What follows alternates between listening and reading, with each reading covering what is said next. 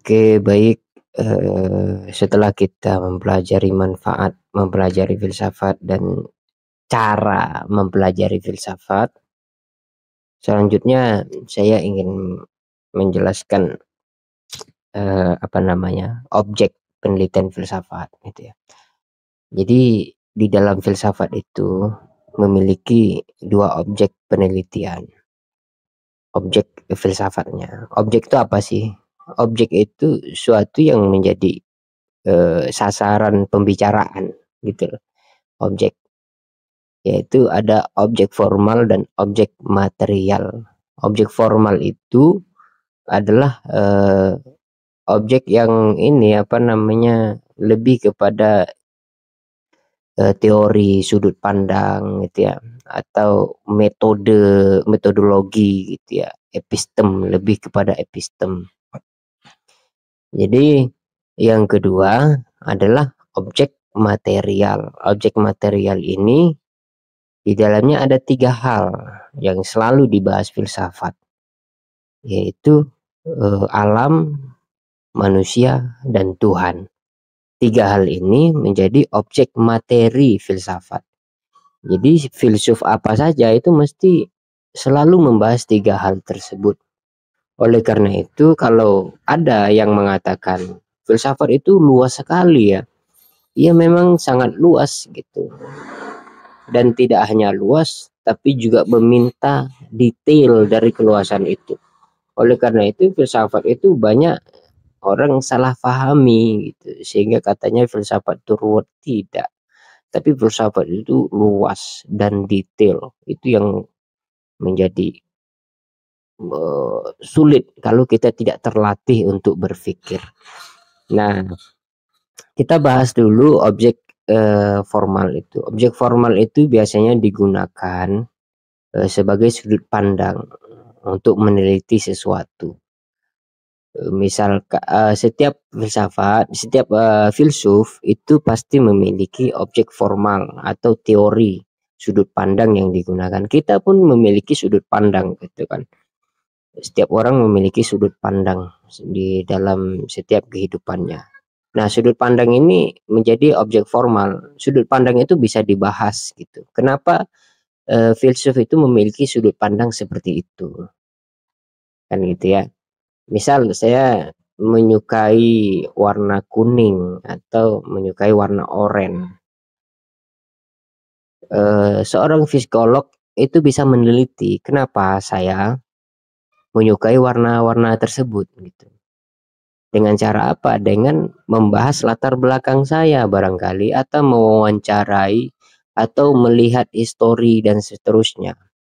Atau mungkin ada alasan teologis kenapa saya menyukai warna orange, atau ada alasan prinsip, ada alasan macam-macam.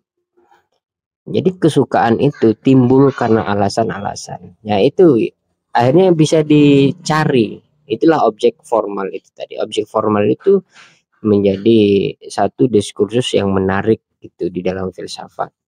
Itu kalau kita melihat filsafat itu, filsuf-filsuf itu selalu pada akhirnya dia akan mengkritik filsuf sebelumnya. Dia mengkritik objek formalnya, gitu kan. Dia mengkritik sudut pandang atau pemahamannya, gitu. Misalnya Thales itu dikritik oleh muridnya Anaximandros, mengatakan, alam ini bukan berasal dari air, gitu, tapi alam ini berasal dari sesuatu yang tidak terhingga atau epeiron, gitu kan. Jadi kritik. Selanjutnya juga akan dikritik terus menerus. Yang dikritik adalah objek formalnya. Sementara pembahasannya sama, yaitu objek materialnya itu ya sama, alam gitu. Alam, tentang inti dari alam semesta, kan gitu ya. Kemudian yang kedua, objek material. Filsafat itu mesti membahas alam, manusia, dan Tuhan. Apa sih alam itu? Alam itu yaitu segala sesuatu yang tampak di muka bumi ini.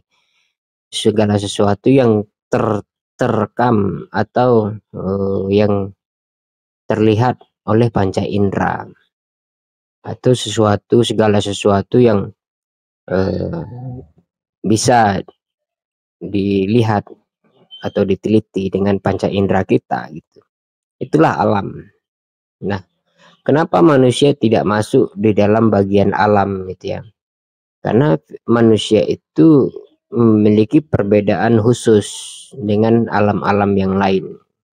Hewan itu alam, air, gunung, laut, sungai, tanah, tumbuh-tumbuhan itu alam. Tapi manusia tidak masuk di dalam alam itu. Pada prinsipnya manusia juga alam. Tapi kenapa dibedakan? Karena manusia memiliki keunikan. Dia memiliki pikiran yang terus berkembang, imajinasi, harapan, mimpi. Dia juga bisa menceritakan apa yang dia inginkan di masa yang akan datang, atau dia juga bisa menyembunyikan sejarahnya sendiri tentang realitas. Sementara alam yang lain itu tidak bisa, tidak mampu seperti itu. Oleh karena itu, manusia bisa dikaji dari berbagai aspek. Oleh karena itu, filsafat menganggap manusia itu berbeda dari alam. Kemudian Tuhan itu adalah pengalaman spiritual setiap manusia. Karena manusia juga menjadi pusat pembicaraan filsafat, maka Tuhan pasti di dalamnya hadir. Karena Tuhan adalah penyebab utama munculnya kepercayaan, keyakinan, dan di alam ini juga sebagai penyebabnya adalah dari Tuhan. Oleh karena itu, Tuhan adalah pembicaraan yang seksi dan terus-menerus dibahas oleh para filsuf. Kendati ada filsuf yang ateis, bukan berarti dia tidak membahas Tuhan. Justru karena dia membahas Tuhan dan dia menemukan kesimpulan bahwa dia seharusnya tidak percaya Tuhan. Bukan berarti dia tidak mengakui keberadaan Tuhan, tapi dia menutup diri untuk tidak percaya sama Tuhan. Gitu kira-kira ateis itu. Itu komentar saya terhadap ateis. Nanti adalah sesi-sesi selanjutnya bahas tentang ateis ya. Dan saya kira itu terkait dengan objek materi filsafat, objek penelitian filsafat.